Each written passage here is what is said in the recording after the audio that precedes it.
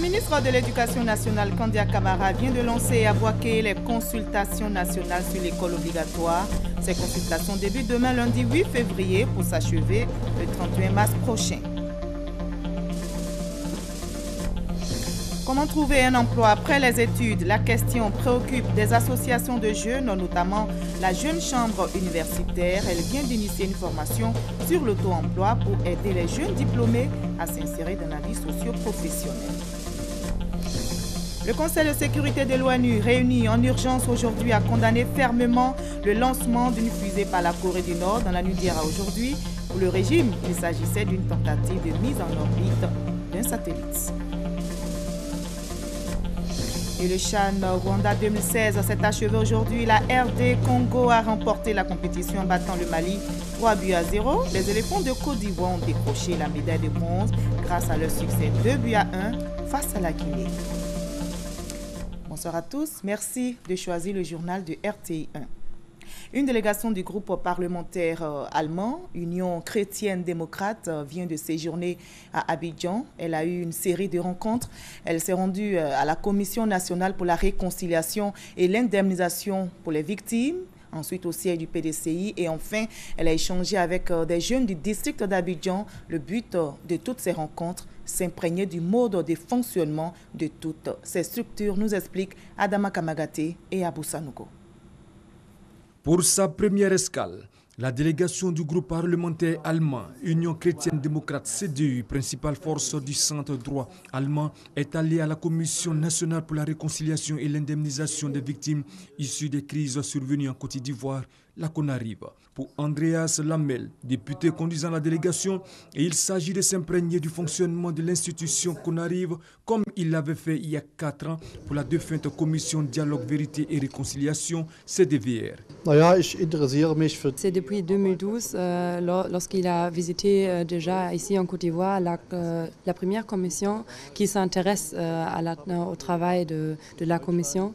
Notamment aussi parce qu'en Allemagne, on a eu des efforts similaires pour la réconciliation de l'Allemagne de l'Est et de l'Allemagne de l'Ouest. Et donc, c'est pour ça qu'il apporte un intérêt approfondi sur les activités de la CONARIV. La délégation s'est dite heureuse des progrès enregistrés par la CONARIV en ce qui concerne l'avancement du processus de réconciliation et d'indemnisation des victimes. Après la CONARIV, direction la maison du Parti démocratique de Côte d'Ivoire, PDCI. Ici, la délégation allemande a échangé avec le secrétariat exécutif du parti. Les échanges ont porté essentiellement sur les élections législatives à venir. Alors, nous avons rendu visite à notre partenaire sœur.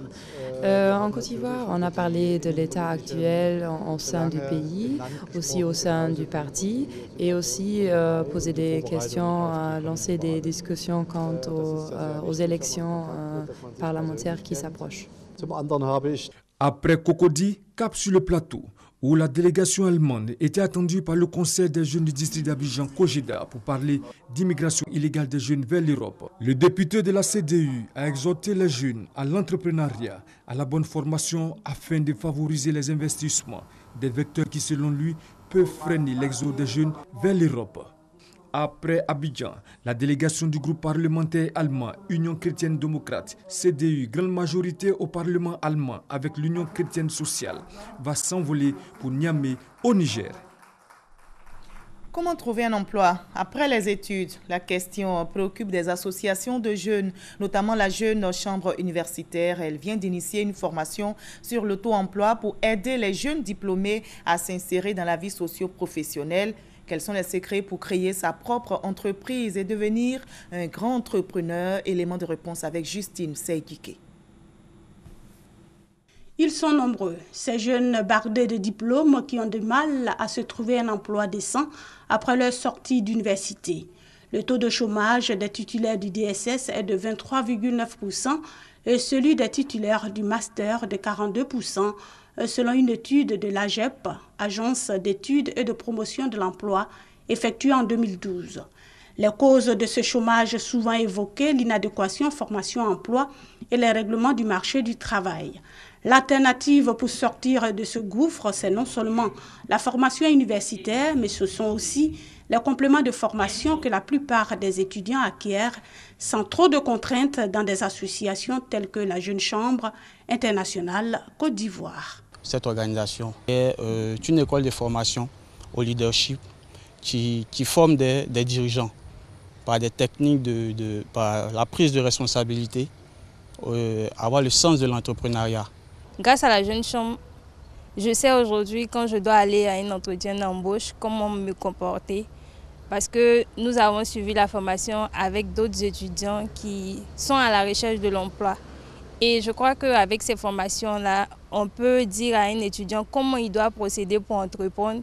Pour cette année 2016, la Jeune Chambre internationale, la section universitaire, entend créer une plateforme interactive entre le monde universitaire et le monde de l'entreprise à travers un forum sur les stages et emplois jeunes. Nous allons donner la capacité aux jeunes étudiants de créer des opportunités d'emploi, de créer des opportunités de richesse. C'est pour ce sens-là que nous avons fait aujourd'hui cette rentrée solennelle, mais tout au long du mandat, nous avons des activités comme le forum sur les stages et emplois jeunes, des formations publiques et l'immersion grâce à Yakoli Village École Ouverte au sein d'un village qui fait du développement local. Il s'agit pour cette association de contribuer aussi à la recherche de solutions adéquates à l'épineux problème de l'emploi. Ainsi, la Jeune Chambre internationale, qui compte 30 organisations locales et 1000 membres en Côte d'Ivoire, se présente aujourd'hui comme un outil de lutte contre le chômage des diplômés. La ministre de l'Éducation nationale, Kandia Camara, vient de lancer à Bouaké les consultations nationales sur l'école obligatoire. Ces consultations débutent demain, lundi 8 février, pour s'achever le 31 mars prochain. Les préfets, à la tête des comités régionaux, vont échanger avec les populations pour identifier les obstacles à la politique de l'école obligatoire. Sachez que cette école obligatoire décidée par le gouvernement concerne les enfants âgés de 6 à 16 ans. Léon Bro. En septembre dernier, l'État ivoirien rendait obligatoire par loi l'école pour les enfants des deux sexes âgés de 6 à 16 ans. 5 mois après la rentrée des classes, un constat, au moins 21% des 8 millions de ces enfants, selon le ministère de l'Éducation nationale, sont encore hors du système scolaire. Est-ce pour insuffisance ou manque de moyens d'éducation? N'est-ce pas le fait des civilisations ou du pouvoir d'achat des parents? Quelques interrogations adressées aux populations via les comités régionaux de consultation présidés par les préfets. Chez moi, déjà, il y a un déficit au niveau scolaire. Déjà, on a le problème des enfants bouviers, on a le problème du manque d'infrastructures, on a le problème culturel même. 2 mois, du 8 février au 31 mars 2016, durée des consultations pour identifier par région les maux de l'école ivoirienne. Au final, seront levés par une répartition équitable des moyens publics d'éducation sur l'ensemble du territoire, les obstacles à la politique de scolarisation obligatoire. Cette politique, un outil de développement et solution aux pires formes de travail des mineurs, selon le gouvernement qui lève l'équivoque sur l'entrée en vigueur des sanctions sur l'école obligatoire. À l'examen, les défis du délitement social, les fléaux dont sont victimes les enfants dans nos sociétés. Je veux parler des enfants soldats. Je veux parler des enfants qui sont utilisés abusivement dans les champs ou dans les exploitations minières clandestines. C'est donc bel et bien la solution pour l'avenir de la Côte d'Ivoire que vous venez de déployer à travers cette loi. Avant de prendre des sanctions, le gouvernement va s'atteler à faire construire des écoles dans toutes les localités de Côte d'Ivoire. Mais il est évident que si dans une localité, il existe une école, le parent qui ne va pas scolariser son enfant qui a 6 ans et plus, évidemment, sera sanctionné. Aussi évoqué par la ministre Kandia Camara et les parents d'élèves, le fonctionnement des COGES et la gratuité de l'école ivoirienne. L'école obligatoire, la construction de nombreuses salles de classe, le recrutement et la formation d'enseignants, la lutte contre l'analphabétisme et les grossesses en milieu scolaire. Bref, Voilà autant d'actions à mettre à l'actif du ministère de l'Éducation nationale, des actions saluées par les acteurs du système éducatif et ils l'ont exprimé à la ministre de l'Éducation nationale, Kandia Camara. On en sait plus avec Kone Pagassoro. Ce sourire de Kandia Camara, la ministre de l'Éducation nationale, pour exprimer toute la satisfaction d'une année scolaire 2015 positive. L'école obligatoire, la construction de plus de 12 900 salles de classe, le recrutement et la formation de plus de 35 000 enseignants, l'ouverture des collèges de proximité, la lutte contre l'analphabétisme et les grossesses en milieu scolaire. La réussite et la mise en œuvre de tous ces projets poussent collaborateurs, partenaires du système éducatif, responsables d'écoles à lui témoigner toute leur gratitude. L'année 2015 a été consacrée à beaucoup de chantiers et il est bon qu'au thème de cette année-là, nous nous retrouvions autour de la première responsable de notre département ministériel pour partager nos sentiments, nos joies avec elle. L'école obligatoire, c'est sa victoire, c'est son ambition et aujourd'hui, nous sommes tous engagés à ce que l'école obligatoire s'inscrive durablement, éternellement dans la scolarisation de toute la Côte d'Ivoire. Heureuse et honorée par cette marque de considération, la ministre de l'Éducation nationale a félicité à son tour ses collaborateurs et les partenaires techniques et financiers. Elle les a exhortés à redoubler d'efforts afin d'améliorer davantage le travail déjà abattu, mais surtout les résultats des examens de fin d'année. Je vous considère tous comme des membres d'une équipe au sein de laquelle chacun assume sa part de responsabilité pour la bonne marche du système. C'est en vertu de cette proximité de conditions, de cette synergie fructueuse que nous avons réussi bien de Paris. La ministre Kandia Camara a reçu de la part de ses collaborateurs plusieurs présents. Présentation de vœux, chants, humour, danse ont également meublé cette cérémonie bilan de l'année 2015 du ministère de l'Éducation nationale. Intéressons-nous maintenant aux enfants déficients intellectuels. Quelles sont les causes de ce handicap et comment insérer ces enfants dans le tissu professionnel? Toutes ces questions ont été posées à l'invité du magazine du dimanche, Dr Anne-Marie Dem Niakadié. Elle a été interrogée par Fatou Fofana. Voyons juste un extrait de cet entretien. On peut naître handicapé intellectuel comme on peut le devenir. Si je prends le cas de moi, mon fils, parce que je suis maman d'un enfant handicapé intellectuel, mon fils est né normalement. Il a fait une varicelle à l'âge de 3 mois, un coma, et aujourd'hui, il est handicapé intellectuel, il vient de fêter ses 22 ans. Il y a des enfants infimoteurs cérébraux, ce sont des enfants qui, soit pendant la grossesse, ou soit à l'accouchement, ou soit dans la petite enfance, ont contracté une maladie, où on fait des convulsions, on fait un palu, on fait une rougeole, on fait une fièvre. Ça peut être aussi des enfants trisomiques, là ce sont des enfants, c'est une maladie génétique, donc due à une anomalie chromosomique, et puis ça peut être aussi des enfants autistes. Et il y a un autre type d'handicap qu'on a mis un peu dans un fourre-tout qu'on a appelé les troubles du comportement, les TED. Est-ce que ces enfants-là arrivent à s'insérer, on va dire, sur le plan professionnel après une certaine prise en charge? Est-ce que c'est possible? Oui, c'est possible, c'est possible. Ça dépend, comme je dis toujours, ça dépend du handicap, ça dépend du degré de déficience. Si la personne, l'enfant ou la personne, l'adulte n'a pas un handicap très lourd, n'a pas une déficience très lourde, on peut la réinsérer dans le système socio-professionnel. Est-ce que vous avez des exemples, des cas qui ont pu réussir cela? On a un de nos pensionnaires qui a eu le bac. Bon, il n'a pas eu le bac malheureusement ici, il a eu en France, mais c'est un petit Ivoirien. Il a eu le bac. La plupart du temps, ils sont manuels. Donc, généralement, ils sont dans le domaine de l'art, donc dans la peinture, la poterie. Et on a deux ou trois pensionnaires qui sont dans le domaine de l'informatique. Donc, c'est pour dire qu'on peut y arriver. Le ministère des Sports et Loisirs vient d'équiper le centre de santé de la sous-préfecture de Languibonou dans la région de Becker avec une ambulance. C'est le ministre des Sports, Albert François Micha, qui a remis l'ambulance aux autorités sanitaires de la région. Ce don est un véritable soulagement. Il va faciliter l'évacuation des patients de Languibonou vers les hôpitaux de référence, notamment le CHU de Boaké, le reportage de nos confrères de RTI Boaké. Le centre de santé de Languibonou dans la région de Becker est fonctionnel depuis 1990. 2 médecins assistés d'infirmiers et d'une sage-femme veillent au quotidien sur l'état de santé des 22 000 habitants de cette sous-préfecture. Pour les cas graves, les évacuations vers le CHU de Boaké se faisaient difficilement. Les populations ont alors sollicité un cadre de la localité, en l'occurrence le ministre des Sports et Loisirs, Albert François Amichia. Grâce à la solidarité gouvernementale, Languibonou a désormais une ambulance médicalisée neuve. Merci à une grande dame, au docteur Goudou Raymond. Quand je lui ai fait part de mon désir d'offrir au centre de santé de Languibonou une ambulance, elle n'a fait aucune difficulté. Je voudrais demander à mes parents de prendre en considération leur santé. Ebola est venu, Ebola ne nous a pas eu.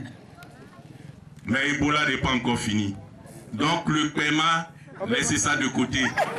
Nana Konayao II, chef canton, a su traduire la joie des populations de la sous-préfecture de Languibonou. Nous disons merci au gouvernement à travers notre ministre. Le ministre Albert François Amichia a également fait don de la somme de 500 000 francs CFA qui doit servir à l'achat de carburant pour l'ambulance. Les spécialistes de l'assistance médicale étaient réunis hier à Abidjan pour partager leurs expériences. Quelles solutions face aux difficultés de l'assistance médicale à la procréation en Côte d'Ivoire? C'était le thème de la rencontre. Et selon l'OMS, 80 millions de couples souffrent d'infertilité dans le monde. Il faut donc améliorer la prise en charge de l'infertilité. Voyons tout cela avec Ami Sissoko. Avoir un enfant. Pour des couples de plus en plus nombreux, ce cadeau de l'humanité est bien difficile à obtenir. Selon l'OMS, 80 millions, c'est le nombre de couples concernés par l'infertilité à travers le monde. 500 000, le nombre de couples qui consultent chaque année afin d'être aidés, soit environ un couple sur 7 pour mettre un terme à leur infertilité que plusieurs facteurs peuvent expliquer. Les causes se succèdent, hein. Il y a les avortements, il y a les produits éclaircissant la peau, hein. Il y a ce que nous mangeons qui contiennent beaucoup de pesticides actuellement. Il y a les toxiques, le tabac, il y a le cannabis, l'utilisation excessive des boissons alcoolisées, les médicaments traditionnels qui agissent sur la réserve ovarienne de la femme et de l'homme. Il y a les nouveaux instruments de communication, notamment les téléphones portables qui émettent des ondes magnétiques, la télévision, le Wi-Fi, il y a le stress. Pour les couples en quête d'enfants, rien n'est perdu. La médecine reste un recours pour procréer. Ici intervient l'assistance médicale à la procréation, l'AMP. Après 35 ans, on sait très bien que la fertilité décline et avoir recours à la fécondation in vitro peut parfois être délicat, c'est long. Ça peut engager finalement un investissement, pas seulement financier mais personnel, parce que ce sont des traitements lourds. Quand on voit qu'un couple n'arrive pas à avoir un enfant seul au bout de 2 ans, c'est la définition de l'infertilité, hein, il faut absolument consulter un spécialiste référent. L'assistance médicale à la procréation, l'AMP, permet de trouver des solutions adaptées à chaque couple, à chaque situation et de répondre aux désirs du projet parental. À Abidjan, où se sont réunis cette fin de semaine, les spécialistes de l'AMP de Côte d'Ivoire et de plusieurs autres pays se sont intéressés aux techniques nouvelles dans leur domaine. C'est important que les collègues, on soit au même niveau d'information, pour qu'ils sachent qu'à un certain moment, il faut savoir passer la main. Il faut savoir explorer correctement le couple infertile. Bien souvent, nous recevons des femmes qui disent qu'elles ont fait tous les examens et on n'a rien trouvé. Et quand nous on lance le vrai bilan de base, on trouve qu'il y a des anomalies ici et là. Il nous faut ce genre d'enseignement. Là, par exemple, le docteur Schiffer nous a dit qu'on n'avait pas seulement à faire le spermogramme et qu'il y avait d'autres techniques. Et moi, je ne le savais pas. Au cours de cette journée d'enseignement post-universitaire, marquée par des partages d'expériences, l'existence de solutions pour les couples en difficulté a été réaffirmée avec force par les spécialistes de la procréation. L'infertilité chez la femme, aussi bien que chez l'homme, peut être combattue avec succès pour le bonheur des familles. Au chapitre sécurité à présent, la police criminelle vient de mettre fin aux activités d'un gang spécialisé dans les attaques et vols à main armée contre les camions de produits agricoles. Cette police a mis aux arrêts 5 individus. Ils venaient d'attaquer un camion avec 23 tonnes de cacao sur l'axe Lakota-Tiasalé. Le témoignage d'Abou Sanogo. Ce gang est spécialisé dans le vol à main armée des camions qui transportent des produits agricoles, vol de nuit en réunion à main armée et détention illégale d'armes à feu. Il opérait sur l'axe Lakota-Tiassali. Sa cible, les acheteurs de produits. Les faits, un opérateur économique, acheteur de produits attendait à Abidjan son camion affrété depuis la ville de Lakota pour le transport de ses 23 tonnes de cacao lorsqu'il a été joint au téléphone par le conducteur, lequel conducteur lui annonce le vol du dit camion ainsi que sa cargaison par des individus armés de Kalachnikov. Alors, l'opérateur économique porte plainte à la gendarmerie de Tiassali et à la direction de la police criminelle qui aussitôt ouvre une enquête. Les investigations des éléments de la police criminelle permettent d'interpeller 5 individus et leurs receleurs. Tous les produits volés ont été retrouvés ainsi que le camion est restitué à son propriétaire. Nous sommes déterminés à traquer les bandits jusque dans leur dernier retranchement avec beaucoup d'engagement et sans faille. Une perquisition à leur domicile a permis de saisir 3 armes, une Kalachnikov à canon scié, un revolver et un chargeur garni de plusieurs munitions. Interrogés, ils ont tous reconnu les faits qui leur sont reprochés. Ces individus seront donc mis à la disposition du parquet d'Abidjan pour répondre de leurs actes. Après des mois de vacances, la Cour d'appel de Bouaké fait sa rentrée judiciaire au titre de l'année 2016. La cérémonie s'est déroulée avant-hier en présence des autorités administratives de la région et de nombreux invités. Au centre de cette reprise, le bilan 2015 et il en ressort une baisse du taux de criminalité dans la région de Bouaké. Aux côtés du corps judiciaire pour la rentrée solennelle de la Cour d'appel de Bouaké, des autorités administratives et autres invités. À l'ordre du jour, les perspectives pour l'année en cours et l'exercice 2015. Ici, le bilan porte entre autres sur les procès-verbaux de police et de gendarmerie transmis aux sections de Katiola, Mbayakro, Tumodi, Dembokro et Bongwanou entre le 1er octobre 2014 et le 31 juillet 2015. 3 778 contre 4 152 procès-verbaux l'année d'avant. Le nombre de procès-verbaux que nous avons reçus l'année dernière et ceux de cette année, il y a une différence d'au moins 1500. Donc j'indiquais que même si ce n'est pas un indicateur fiable, mais nous pensons que ça traduit une baisse de criminalité. Il nous appartient de continuer dans la même fermeté, dans la même rigueur, afin que, même sans atteindre la sécurité zéro, on soit dans des conditions de vie paisibles et de tranquillité. Pour évoquer la grâce présidentielle, le parquet rappelle 5 décrets du chef de l'État pris entre août 2014 et décembre 2015. Les bénéficiaires, 8 651 prisonniers, dont 1 806 du ressort du parquet de Bouaké. La grâce répond à une mesure sociale. Et il faut permettre à des détenus qui n'ont pas commis des faits très graves de recouvrer la liberté et de pouvoir se remettre en cause et se réinsérer dans le tissu social. Les rentrées judiciaires des cours d'appel en Côte d'Ivoire s'effectuent généralement au mois d'octobre. L'élection présidentielle dernière est l'une des raisons du décalage de cette cérémonie à Bouaké. Hors de la Côte d'Ivoire au Bénin, les électeurs iront aux urnes le 28 février prochain pour élire leur président avant ce scrutin majeur qui consacrera une nouvelle transition démocratique dans le pays. Le représentant spécial des Nations Unies en Afrique de l'Ouest a invité les acteurs impliqués dans le processus électoral à la tolérance et à la fraternité. Mohamed Chambas a lancé cet appel aujourd'hui même au terme de sa visite de 4 jours dans le pays. À présent, au Congo-Brazzaville, la présidentielle anticipée est annoncée pour le 20 mars prochain et 2 opposants congolais ont annoncé hier leur candidature à cette élection pour laquelle l'actuel chef de l'État, Denis Sassou Nguesso, qui n'a pas encore annoncé s'il briguait un nouveau mandat, est présenté comme favori. Et on a aussi appris que le général Jean-Marie Michel Mokoko, ancien allié du président Denis Sassou Nguesso, a aussi annoncé sa candidature en tant qu'indépendant. Le Parlement algérien a approuvé aujourd'hui le projet de révision de la Constitution. Ce texte rétablit la limitation à 2 du nombre de mandats présidentiels, interdisant donc à l'actuel chef de l'État, Abdelaziz Bouteflika, de briguer un nouveau mandat. Le nouveau texte interdit par ailleurs aux Algériens ayant une autre nationalité l'accès aux hauts postes dans la fonction publique. Pour être adopté, il fallait recueillir l'adhésion des 3/4 des 462 députés et 144 sénateurs. Réunis ce dimanche pour le vote final du projet de révision de la nouvelle constitution, 499 parlementaires ont voté pour, 2 contre et 16 abstentions. Pour le Premier ministre algérien, c'est un éclairci désormais pour la politique du pays.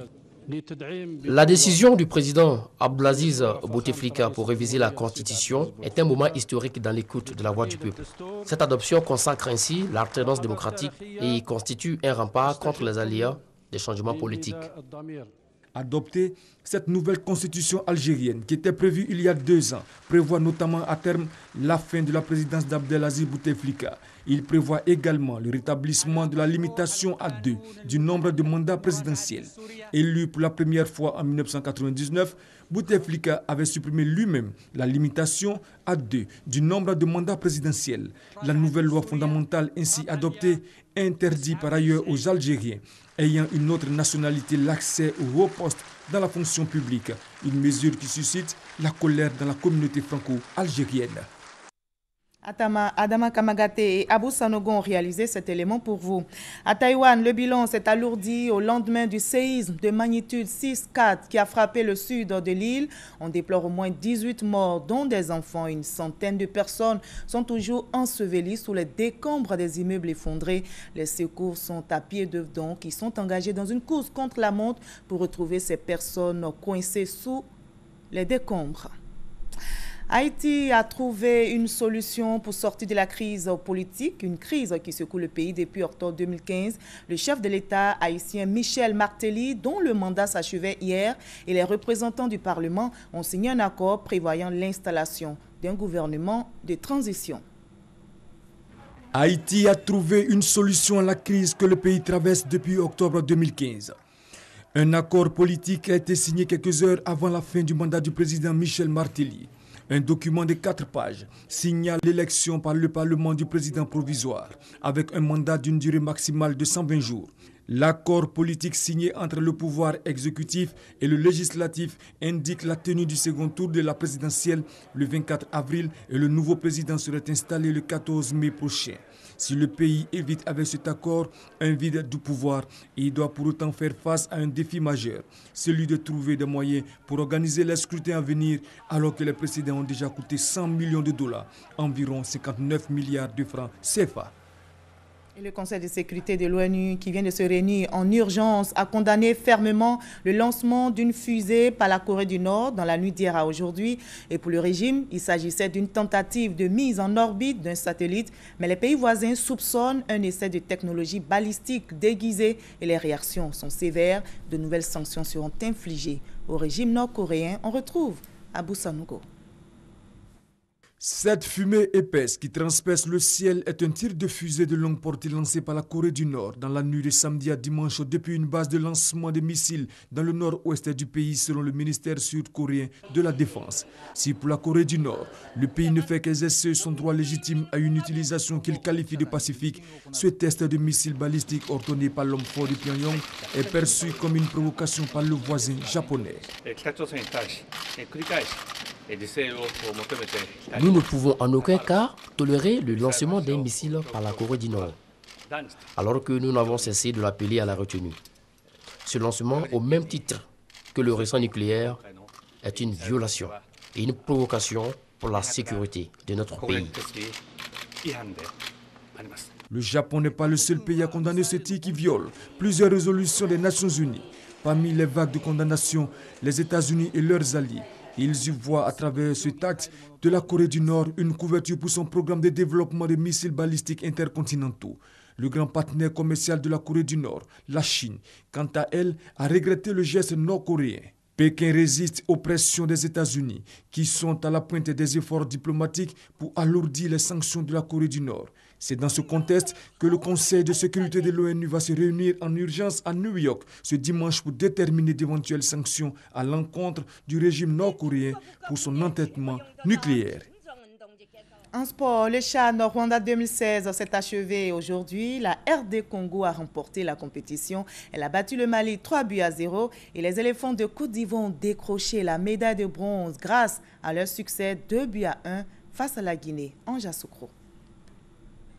La République démocratique du Congo soulève le trophée de la 4e édition du championnat d'Afrique des nations de football.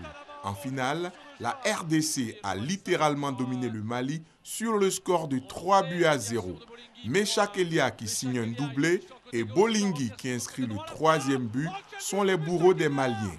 Les léopards ont été donc sans pitié pour des aigles du Mali qui n'ont pas été à la hauteur de cette finale. Deuxième sacre pour les Congolais après la première édition enlevée à Abidjan en 2009. Pour la 3e place, la Côte d'Ivoire arrache la médaille de bronze à la Guinée. Un but contre son camp de Youla et une superbe réalisation de Bagnon Badier permettent aux éléphants de terminer honorablement ce CHAN Rwanda 2016.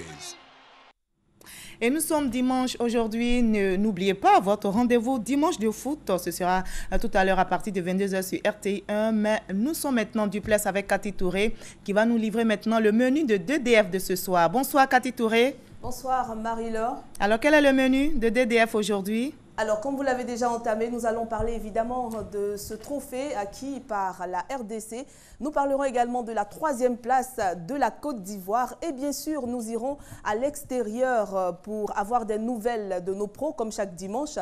Mais je veux souligner que vous aurez des images inédites, des images que vous n'avez pas pu voir avec la retransmission en direct. Ça concerne bien sûr le CHAN. Et bien sûr, nous allons découvrir de nouveaux talents ivoiriens qui évoluent du côté des pays européens. En tout cas, Marie-Laure, aujourd'hui encore, à DDF, nous aurons des images vraiment inédites. Il faut se connecter à partir de 22h sur RTI1 pour passer ensemble à 52 minutes de passion, 52 minutes de football. Voilà, rendez-vous est donc pris à partir de 22h. Merci, Cathy Touré. Merci, Marie-Laure. Fin de ce journal supervisé par Delphine Glad. Demain, 20h, vous avez rendez-vous avec Ali Diarasouba.